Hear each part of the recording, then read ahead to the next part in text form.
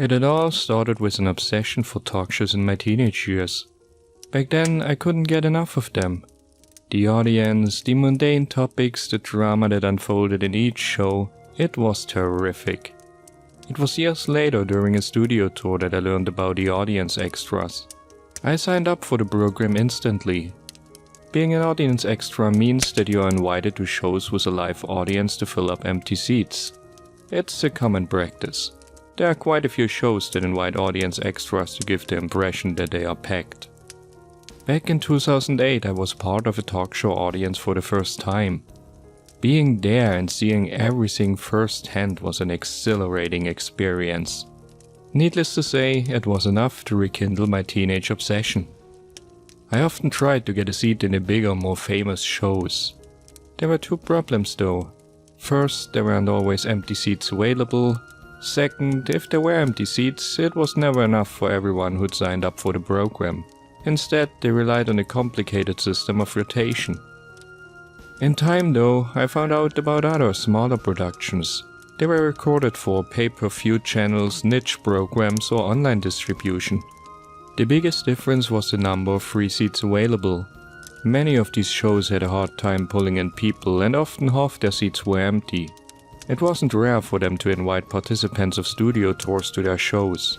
If that didn't do the trick, they'd send out a member of the production crew to ask pedestrians passing by the studio if they were interested. That's how I became a regular in those types of shows.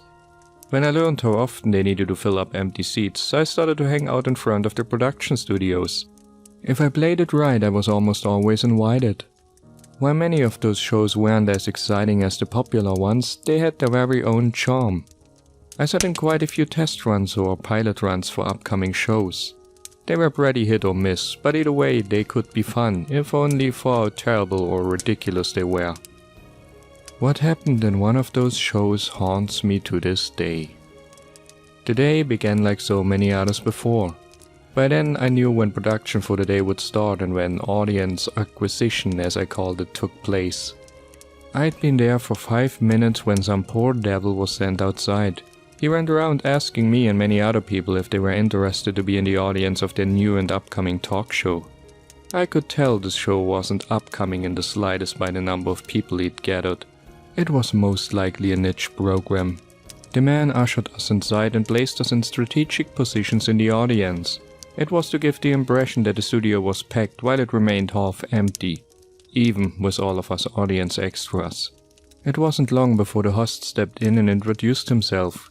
He was a self-proclaimed self-help guru and influencer that no one had ever heard about. The show would be the pilot for his new self-improvement talk show. Fabulous, I thought. Sounds like he's trying to cash in on the current self-improvement hype. I groaned as I readied myself for what would be a few hours of utter boredom. After he was done talking about himself, the host introduced us to the first guest, Amy. She was an Instagram model and yoga trainer. Her entire demeanor and way of talking clarified that this girl thought she was way more important than she really was. I half drifted off when she ruminated facts about fitness, vegan diets, and the importance of a positive mindset. The second guest was Tyler. He was all about spirituality and entrepreneurship. He went on about how meditation, finding inner peace, and feng shui had changed his life. It had helped him to not only improve his general productivity, but also his business mindset. Apparently, he also worked out a lot. Discussion started with dieting and exercise, shifted to spirituality versus creativity, only to return to dieting. It was mind-numbingly boring. There were some questions from the audience, but anyone could tell that the people asking were either part of the production team or paid to do so. This one's for Amy. How are you able to find the time to work out, look so amazing, but also run a yoga business? Tyler, how is finding inner peace related to the successful launch of a product? I couldn't wait for this show to be over. Once you've taken your seat in the audience though, you can't walk out, at least not as an extra. The worst part, you have to smile and seem enthusiastic about being there. That means applauding when needed and oohing and eyeing when necessary. Finally, the host introduced guest number 3. That's when things got a bit more interesting. Quinn stood in stark contrast to Amy and Tyler. The two of them were well groomed and fit. Quinn, on the other hand, was scrawny, unkempt and at least a decade older than them. What little hair he had left on his head was long and greasy, barely able to hide the many bald spots. He wore a pair of old, worn denim pants, at least 2 sizes too big for him. A button-down shirt that seemed as greasy as his hair completed the outfit. His skin was pale and unhealthy, suggesting he didn't go outside a lot. Even from where I was, I could almost smell the guy and knew he hadn't showered in days. I could see Amy smile in disbelief as Quinn made his way towards her. When he sunk in the seat right next to her, she inched away as far as possible from the newcomer. The host smiled awkwardly, confused about Quinn's appearance, but kept to the protocol. He turned to Quinn and asked him too what he thought about self-improvement. "Well, these people here are full of shit," he exclaimed and pointed at Amy and Tyler. "Dieting, exercise, spirituality, give me a freaking break." So they brought in the counter. It was a typical thing in talk shows and other similar productions. At one point you introduced someone with a different opinion to steer conflict and spice things up a little bit. Maybe this guy could create enough trouble to make the rest of the show bearable. The first to lay into Quinn was Amy. "You know, one can tell right away you aren't into the exercise and fitness thing," she said, cackling. Tyler regarded the newcomer with a smug smile but said nothing yet. Still, one could tell what he was thinking. As Amy continued to belittle him, Quinn just sat there listening to her. Finally, when Amy's rant was over, Quinn talked again, this time right at her. "If a little stretching, some bending and an Instagram account dedicated to your fat ass or what you call an improvement, then I don't want to know what you were like before." While Amy's face reddened in a mixture of surprise and outrage, Quinn continued.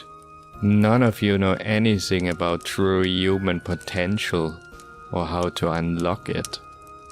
By now, even Tyler couldn't keep from making a snarky remark. "And someone like you knows all about it, right? That what you learned in your mom's basement?" After Tyler's comment, the host tried his best to intervene. He made a quick little joke before he tried to move the discussion to a new topic. Everyone went with it except for Quinn. "All of this is so useless. Y'all talk so high and mighty, you're so sophisticated with your social media accounts, your blogs and all that other bullshit is all worth 200 grand, my friend," Tyler interjected. "All worth nothing, just empty talk," Quinn finished without even looking at Tyler. "Then what's the real way to improve? Aren't you full of it yourself? You're here to get a rise out of us because you've got nothing to show for yourself, right?" Amy asked with a triumphant smile. I knew she expected the guy to either backpedal or to keep to his rants and continue to make a fool of himself. Instead, Quinn smiled. He now turned from her towards the audience. "Do you want to see what true improvement is? Do you want to see the potential hidden deep within man?" At this point, many people in the audience roared with laughter before they called out they wanted to know. I looked at the host who stood there uncomfortable. This wasn't going the way he'd expected it would at all. No, shouldn't we?" He tried to intervene again but gave up when no one gave him any attention. By now, Quinn had jumped off his chair and taken a few steps towards the center of the stage. I noticed the host giving a brief nod to someone off camera. Was this the cue for security? As it looked so, he seemed intent on letting this play out a bit longer given the audience's excitement. I could see a "what the hell is going on" expression on Amy's face. "You truly want to see it?" Quinn asked again. Of course the audience agreed once more. Someone went on telling him to stop wasting time while others were still laughing at the crazy guy on stage. I could tell that everyone found this new development much more interesting than the rest of the show. I watched as Quinn raised his arms high into the air and murmured to himself. As it became louder, I first thought it was Latin, but then realized it was something entirely different. It was more guttural, more a mixture of sounds than actual words. The entire audience was laughing now, and soon even the guests couldn't help but join in. Had the production team planned this entire thing to garner publicity? Or was this guy actually insane? "The hell is going on?" I heard Amy, who looked first at the host and then at Tyler. I could see that security was already on standby at the edge of stage. Guess I had my answer. This wasn't planned at all. Come on now, I think we've all seen enough of your little act. The host called out to Quinn and took a few steps towards the man. Careful there, he might show you his true potential, Tyler choked. Then Quinn's performance came to an abrupt end. He fell to his knees, his arms dangling at his sides, his head resting on his chest. Heavy beads of sweat fell from his face to the floor. The host had almost reached him when Quinn's hand vanished in his pocket. When it returned, he was holding a small knife. Before anyone could react, he moved the knife down the length of his arm. It left a deep, long cut behind, and moments later blood gushed from the wound. "Oh my God!" Amy screamed. The noise and laughter of the audience had died down. In a second, the entire scenario had changed. This wasn't wacky or funny anymore. This had become very real and very dangerous. I saw security rush towards Quinn. They were only a few steps away from him when everything went dark with a loud bang. Only seconds later, light returned to the stage. It wasn't from the floodlights though. No, this light had a different source, and now every pair of eyes in the studio rested on it. Where Quinn had been mere moments ago stood now a different figure. It was a glowing and muscular naked man whose body looked as if it was cast from gold. Blood, organic matter, and lengthy pieces of skin covered the ground all around him. It reminded me of the skin shed by a snake. What a just... This is true human potential. I heard a deep, raspy voice echo through the entire studio. As the figure in front of me said these words, I could only stare at it. I felt drawn to it almost at an instinctive level and thirsted for more of its voice. As the power came back on, I saw that security was still there. They too couldn't help but stare at the imposing figure with no idea what to do or what was happening. Then Amy screamed. She was out of it, clutching onto her knees and rocking back and forth. Without saying a word, the figure stepped up to her. It was towering over the woman, almost twice her size.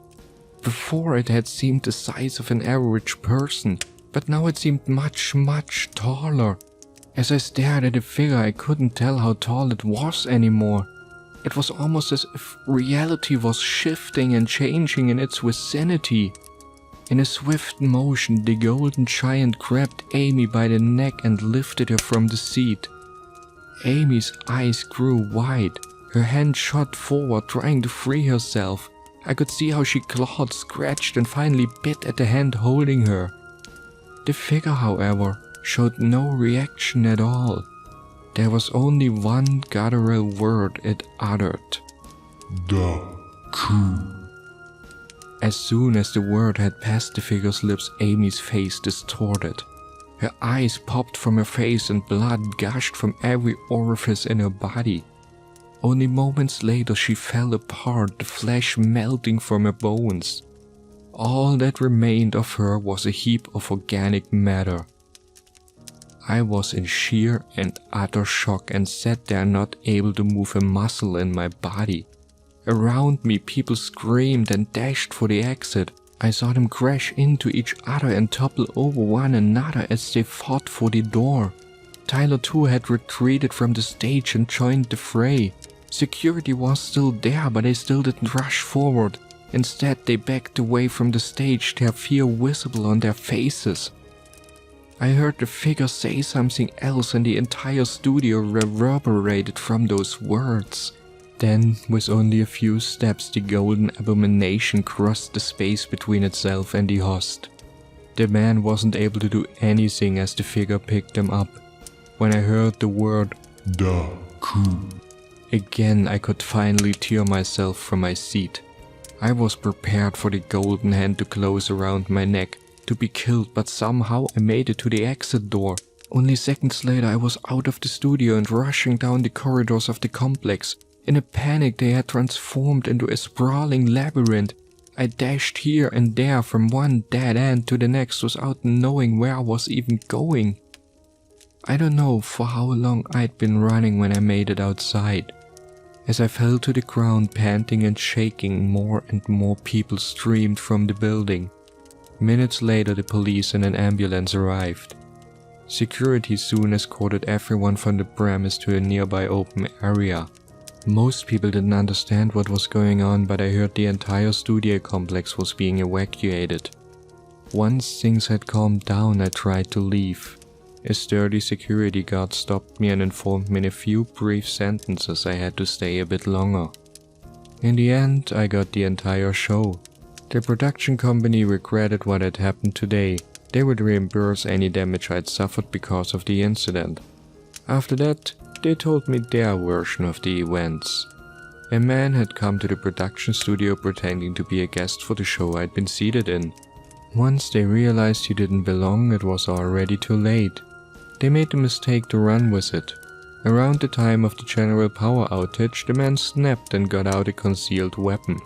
After harming himself, he then attacked the other guests and the host. Thankfully though, the police were quick to restrain and apprehend the man. They didn't say a thing about the golden abomination or that people had been killed. When I raised my voice in protest, they informed me it would be better for me not to spread any silly rumors. It would be best if I kept my mouth shut and signed the statement they'd prepared for me. The production company would handle the rest. I knew it was a threat and so I signed it right away. There was nothing about the incident on the news. It was by sheer luck that I even saw the brief article about it in the local paper. All it talked about was a fire in the studio complex and the subsequent evacuation. The entire incident was quickly and quietly swept under the carpet. To this day, I still can't make any sense of what happened. What had Quinn done?